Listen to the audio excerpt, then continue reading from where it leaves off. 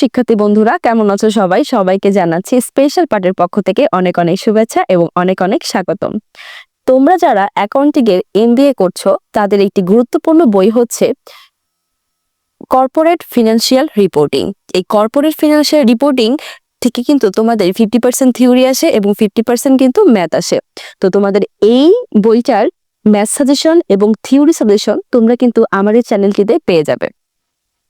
আজকে আমি তোমাদেরকে করাবো হচ্ছে কর্পোরেট ফিনান্সিয়াল রিপোর্টিং এর 4র্থ অধ্যায়।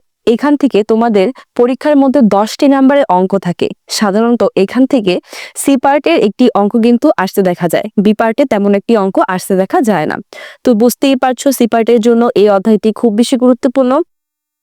চলো তাহলে অঙ্কটি শুরু করা যাক।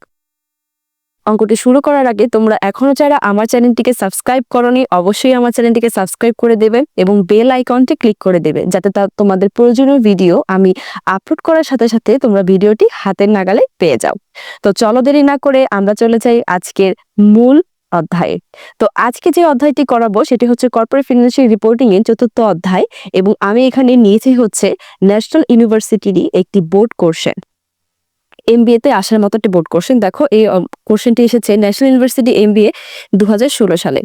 তো তোমরা যদি এই অঙ্কটি করো, এখন আমি তোমাদেরকে যে অঙ্কটি বোঝাবো তোমরা যদি এই অঙ্কটি ভালো মতন বুঝে করতে পারো তাহলে আশা করি এই চ্যাপ্টারে এই একটি অঙ্ক পুরোটা অধ্যায় তোমাদেরকে কভার দেবে। কারণ এর আঙ্গিকেই কিন্তু অন্যান্য প্রশ্নগুলোই করা হয়। হয়তোবা একটু এদিক সেদিক হতে পারে, দুই একটা তথ্য নড়চড় হতে পারে, কিন্তু প্রশ্নের প্যাটার্ন এবং উত্তরের প্যাটার্ন কিন্তু একই থাকে। তো তোমরা বুঝতেই পারছো অঙ্কটি তোমাদের জন্য কতটা গুরুত্বপূর্ণ। তো চলো দেরি না করে আমরা এত গুরুত্বপূর্ণ একটি অঙ্ক শিখে নিই। আমি অঙ্কটি পড়ছি।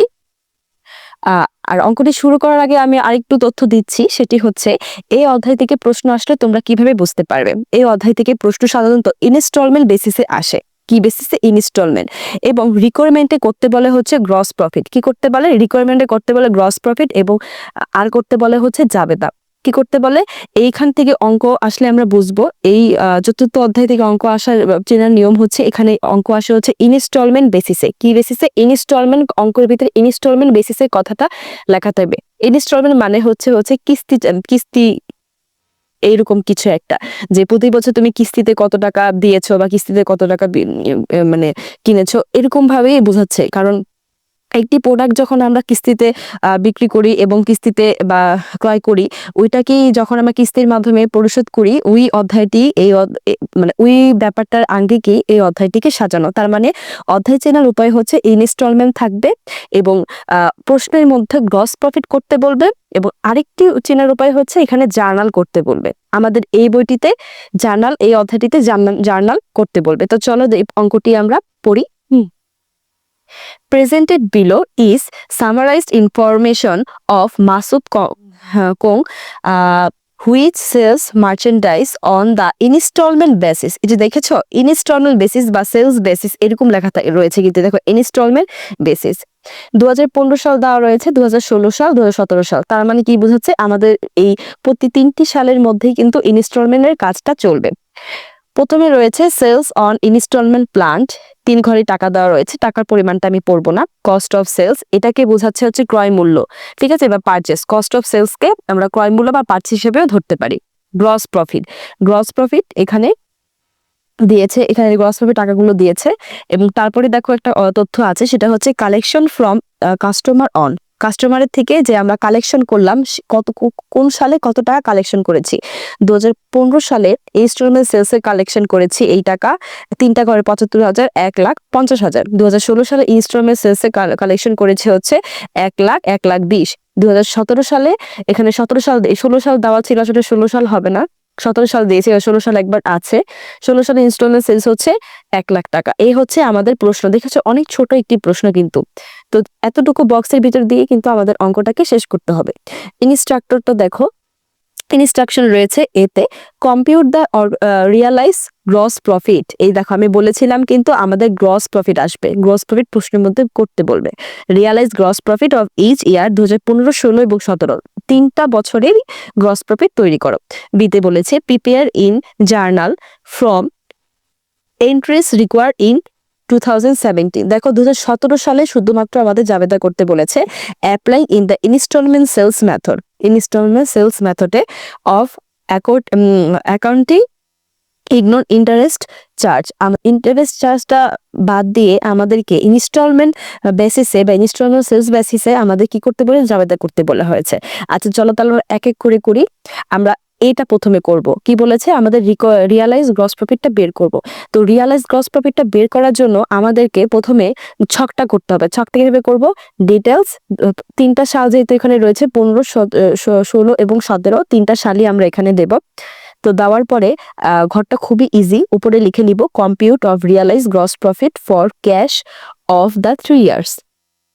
ঠিক আছে, তোমরা দেখো উপরে আমরা যেটা করব, তারপরে প্রথম লাইনটা যেটা করব সেটা হচ্ছে রেট অফ গ্রস প্রফিট। আমরা প্রথমে গ্রস প্রফিটের রেটটা বের করে নেব, যে কোনটা কত সালে কত পার্সেন্ট রেট সেটা বের করে নেব। দেখো তোমাদের যদি গ্রস প্রফিট তৈরি করতে বলে তাহলে কিন্তু এই নিয়মই তোমরা করবে।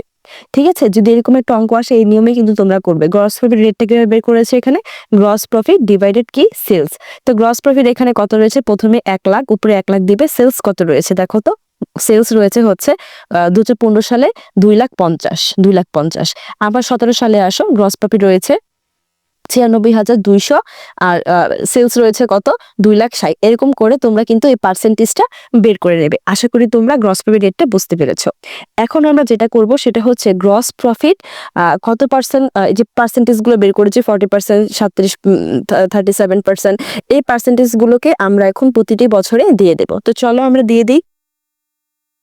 আমরা প্রথমে এখানে দেখো 15 সাল, 16 সাল, 16 সাল, 17 সাল, 17 সাল এরকম করেছে। দেখো আমি একটা একটা করে বলছি, তোমরা অনেক ধীরে সুস্থে ব্যাপারটা বোঝার চেষ্টা করবে। ঠিক আছে, একবার যদি বুঝতে পারো আশা করি এখানে একটা বুঝলেই সবগুলো বুঝবে।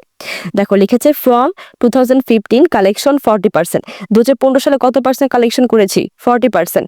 কত লাখ টাকার উপর, কত টাকার উপর, 75,000। দেখো তো এই যে 15 সালে কত আছে, 75,000 রয়েছে। এই 75,000 টাকার উপরে কত পার্সেন্ট, 40%। 40% দিয়ে দাও। 15 সালে 2015 সালে দিয়ে দিয়েছি। আবার দেখো আমাদের এবার 16 সালে কত দিব, 16 সালে কত রয়েছে, এই দেখো তোমরা কিন্তু এখানে বুঝবে। এই যে 15 সাল, এই 15 সালে বরাবরই কয়টা টাকার ঘর আছে, একটা, দুইটা, তিনটা। তার মানে কি এই তিনটার উপরেই আমরা 40% করব। এই যে 2015 সালে বরাবরই একটা, দুইটা, তিনটা টাকা রয়েছে, এই তিনটা টাকার উপরে কত পার্সেন্ট করব, 40% করব। তা চলো আবারও করি। 2000 আমরা লিখবো 2016, এই যে 2016 40% কালেকশন। 2050 কত রয়েছে, 1 লাখ। এই 1 লাখ টাকার উপরে আমরা এই 40%টাই করব। আবার দেখো এই বরাবরই কত রয়েছে, 50,000 টাকা আরো রয়েছে। তাহলে আমরা কত সালে 50,000 টাকা, 2017 সালে লিখবো ফ্রম 2017 কালেকশন 40% 50,000। এটার উপরেও 50,000 টাকার উপরেও 40% ধরবো। তোমরা বুঝতে পেরেছো কিনা আমি জানি না, আমি আরেকবার তোমাদেরকে রিভিউ করছি। এই যে 2015 সাল, এই 2015 সাল বরাবরই যে কয়টা টাকা রয়েছে প্রত্যেকটা টাকার উপরেই আমরা 40% ধরবো। আবার 2016 সালের বরাবরই দেখো কত টাকা রয়েছে, 2টা টাকা রয়েছে। 15 সালে কিন্তু নেই, 16 সালে রয়েছে, 17 সালে রয়েছে। এই যে 16 সাল এবং 17 সালে রয়েছে, এই 2টা টাকার উপরে আমরা 37% ধরবো। আবার 2017 সালের বরাবরই কিন্তু একটা টাকাই রয়েছে, 1 লাখ। এই 1 লাখ টাকার উপরে আমরা শুধুমাত্র 35% ধরবো। এরকম করে তোমরা পার্সেন্টেজ গুলো দিয়ে দেবে। ঠিক আছে, এই যে এইটার লাইন ধরে যে করে টাকা পড়বে, এই 16 সালের লাইন ধরে যে করে টাকা পড়বে, 14 সালে এই যে পার্সেন্টেজ গুলো রয়েছে সেই পার্সেন্টেজ গুলো করে দেবে। আশা করি তোমরা বুঝতে পেরেছো। এবং এখানে যে টাকাগুলো বের হয়েছে, যেমন প্রথম করে 2015 ঘরে 30,000, এই 30,000টাই উত্তর। 16 সালে এই 2টা যোগ করে যেটা হবে সেটা উত্তর। 17 সালে এই 3টা যোগ করে যা আসবে সেটাই হবে উত্তর। আশা করি তোমরা গ্রস প্রফিটটা বুঝতে পেরেছো। অনেক সহজ, তোমরা যদি একটু আস্তে আস্তে বোঝো তাহলে আশা করি এই অঙ্কটি কভার দেওয়া খুবই সহজ এবং পরীক্ষার উত্তর দেওয়া খুব সহজ। এবার আসো বিতে হচ্ছে কি করব, জাবেদা। কি করব, জাবেদা। জাবেদা করার জন্য জাবেদা আমাদের সবসময় 6টা হবে। ইনস্টলমেন্ট বেসিসে জাবেদা সবসময় 6টা হবে। ইনস্টলমেন্ট বেসিসে জাবেদা সবসময় 6টা হবে। আমরা প্রথমেই দিব হচ্ছে বিক্রয়ে জাবেদা। কি দিব, প্রথমেই দিব হচ্ছে বিক্রয়ে জাবেদা। জাবেদাগুলো দেখো এখানে কিন্তু একটু বড় বড়, তোমাদের কাছে একটু অন্যরকম লাগতে পারে, কিন্তু জাবেদাগুলো কিন্তু খুব সহজ। তোমরা যখন জাবেদাটা শিখবে অনেক আস্তে আস্তে জাবেদাটা শেখার চেষ্টা করবে। প্রথমেই দেখো আমরা প্রথমে দিব হচ্ছে বিক্রয়ের জাবেদা, তারপরেই দিব হচ্ছে ক্রয় মূল্য জাবেদা। তোমরা যদি একটা একটা করে দেখো তাহলে তোমাদের জন্য অনেক সহজ হবে। প্রথমে কিসের জাবেদা দিব আমরা, বিক্রয়ের জাবেদা। তো প্রথমে বিক্রয় যখন, এই জন্য 1, 2 লিখে রেখেছি, 1, 2, 3, 4 পর্যন্ত লিখে রেখেছি। আচ্ছা, প্রথমে দিব হচ্ছে আমরা বিক্রয় জাবেদা হচ্ছে ইনস্টলমেন্ট অ্যাকাউন্টস রিসিভেবল ডেবিট। যেহেতু 2017 সালের আমাদের জাবেদা করতে বলেছে, তাই শুধু 17 সালে জাবেদাই দিব, 17 সালের টাকাটাই আনবো। যদি আমাদের 15 সালে করতে বলতো তাহলে 15 সালে জাবেদা দিতাম এবং 15 সালের টাকাটাই আমরা এখানে আনতাম, আর এখানে 15 সালেই লিখতাম। তো যেহেতু 17 সালে, তো আমরা লিখবো instalment account receivable debit, instalment sales credit. যেহেতু বিক্রয় জাবেদা, এই কারণে সেলস এসেছে, আর যেহেতু দেনাদার বাড়তি, তাহলে এখানে অ্যাকাউন্ট রিসিভেবল এসেছে। তাহলে টাকাটা কি হবে? টাকাটা হবে হচ্ছে এই যে এই করে 2017 সালে এই যে প্রথমে যে সেলসের টাকাটা রয়েছে, এই যে সেলসের টাকাটা হচ্ছে 2,80,000, এই টাকাটা হবে। 2 নাম্বারে প্রথমে এই একের পরে 2 নাম্বারটা করব। 2 নাম্বারটা করব হচ্ছে ক্রয় মূল্যে জাবেদা। তো ক্রয় মূল্যে জাবেদাটা হচ্ছে কিভাবে দিব? Cost of instalment sales debit inventory credit. এটা হচ্ছে ক্রয় মূল্য জাবেদা। এটা টাকাটা হবে, এই টাকাটা হবে যে 17 সালের 1,82,000। কারণ কি আমি বলেছিলাম প্রশ্নের শুরুতেই, কস্ট অফ সেলস কিন্তু এখানে ক্রয় মূল্য ধরা হয়েছে। তারপরে দিব হচ্ছে আমরা লাভের জাবেদা। কিসের লাভের জাবেদা? লাভের জাবেদা। ক্রয়, প্রথমে বিক্রয় জাবেদা দিব, তারপরে ক্রয় মূল্যের জাবেদা, তারপরে দিব হচ্ছে লাভের জাবেদা। তো লাভের জাবেদাটা কি হবে দেখি আমরা, হচ্ছে 3 নম্বরে লাভের জাবেদা। প্রথম দিবে তো লাভ হয়েছে, তার মানে কি হয়েছে? সেলস হচ্ছে ডেবিট। তো instalment sales debit, cost of instalment sales credit, deferred gross profit or instalment sales, deferred gross profit on instalment sales হচ্ছে ক্রেডিট। এখন টাকাটা কি হবে তোমরা একটু দেখো। টাকাটা হবে হচ্ছে ইনস্টলমেন্ট সেলসে যে ব্যাপারটা, সেটা যাবে হচ্ছে যে 2,80,000।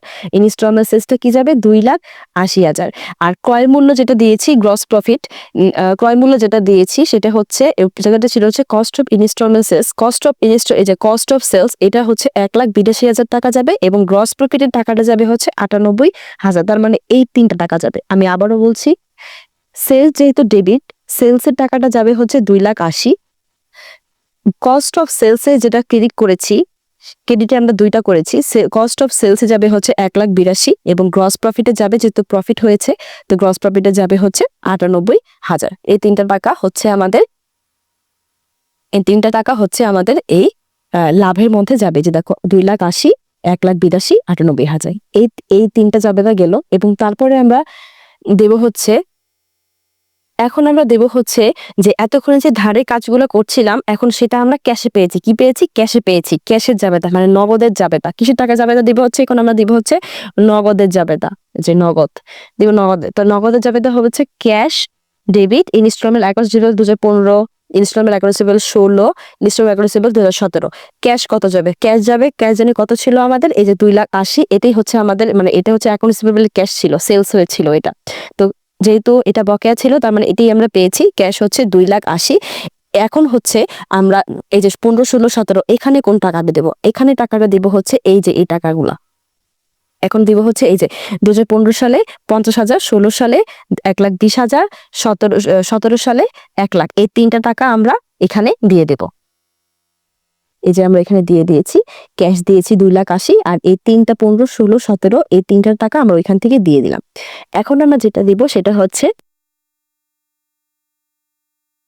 এখন আমরা দিব হচ্ছে গ্রস প্রফিটের সাথে কতটুকু ডিফারেন্ট রয়েছে। কি দিব? গ্রস প্রফিটের সাথে এতক্ষণ যেভাবে লাভ হলো এবং আগের লাভ এবং পরের লাভের সাথে কতটুকু আমাদের ডিফারেন্স হলো, মানে এই যে গ্রস প্রফিটের টাকাগুলো আমরা বের করলাম, এই যে এই টাকাগুলোর জন্য একটা জাবেদা দেব। ঠিক আছে, তো চলো এটার জন্য জাবেদাটা কি হবে। এটার জন্য জাবেদা হবে হচ্ছে deferred gross profit instalment sales 2015, 16, একই কথা লেখা থাকবে, তাই বারবার বললাম না। 15, 16, 17 তোমরা একটু দেখে নেবে। আর লাস্টে হবে হচ্ছে realise gross profit instalment sales, মানে হচ্ছে রিকোয়ারমেন্ট একে আমরা যেটা বের করেছি এটাই এখানে দিয়েছে। রিয়ালাইজ গ্রস প্রফিট একে যেটা উত্তরটা বের করেছি রিয়ালাইজ গ্রস প্রফিটের জন্য, সেটার জন্য এটা জাবেদা। তো আমরা এখানে যে 3টা টাকা নিয়েছি, 20,000, 44,400, 38,000, এটা হচ্ছে এই যে আমরা রিকোয়ারমেন্ট একে যে 3টা টাকা 17 সালে আমরা প্রফিট রিয়ালাইজ গ্রস প্রফিটের জন্য বের করেছি, এই 3টা টাকা যাবে হচ্ছে মূলত এই যে এইখানটাতে। ঠিক আছে, আর এই 3টা যোগ করার ফলে যে উত্তরটা বের হবে সেটা এখানে চলে আসবে, যে রিয়ালাইজ গ্রস প্রফিট ইনস্টলমেন্ট সেলসে। এখন আমাদের কথা হচ্ছে সবার শেষে জাবেদা হবে হচ্ছে ইনকাম সামারির মাধ্যমে এই অঙ্ক পুরোটা অফ করে দিতে হবে, ইনকাম সামারি। তো চলো ইনকাম সামারির জন্য জাবেদা দিব হচ্ছে realise gross profit instalment sales debit, income summary credit, আর টাকাটা হবে হচ্ছে যে লাস্টের টাকাটা। ঠিক আছে, 1,02,900। এই হচ্ছে শিক্ষার্থী বন্ধুরা আমাদের চতুর্থ অধ্যায়ের একটি গুরুত্বপূর্ণ অঙ্ক। আশা করি তোমরা এই অঙ্কটি করলে সব ধরনের অঙ্কই এই অধ্যায় থেকে পারবে। ধন্যবাদ।